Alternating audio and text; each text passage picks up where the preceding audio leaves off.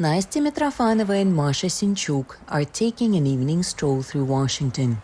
Some 7 months ago, the Ukrainian teens were detained in prison-like conditions in Khmelnytskyi city in the Kherson region, which was then occupied by Russian forces. We thought we'd be in yet another basement, not knowing what was to follow.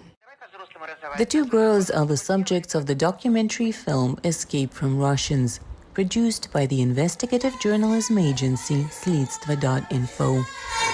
In late July, the film was presented to the U.S. Congress in Washington.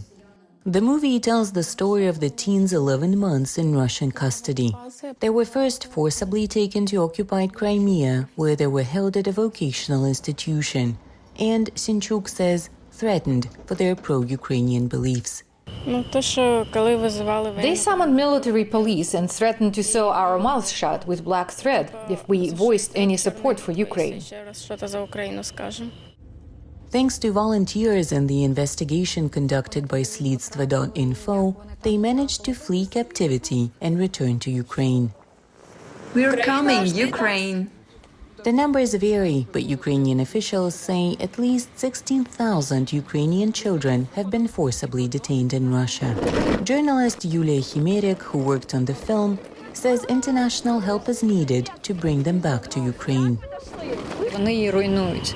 When the system starts working, the Russians change it.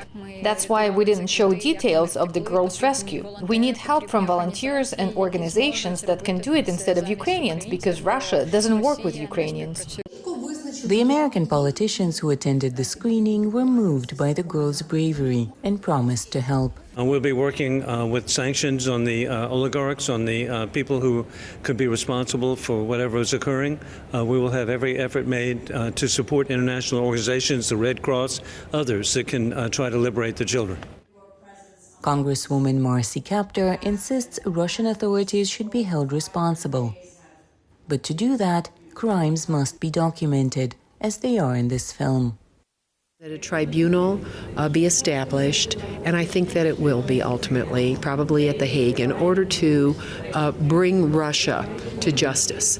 And the names of children, the names of young people who have been abducted, who've been taken from their parents, in situations where parents have been killed, but then children were taken by Russia. Before their abduction, the teens were studying to become chefs in Kherson. Today, they are telling their story to lawmakers in Washington, hoping to help other Ukrainians who are going through a similar ordeal. For Andriy Borys in Washington, Anna Rice, VOANews.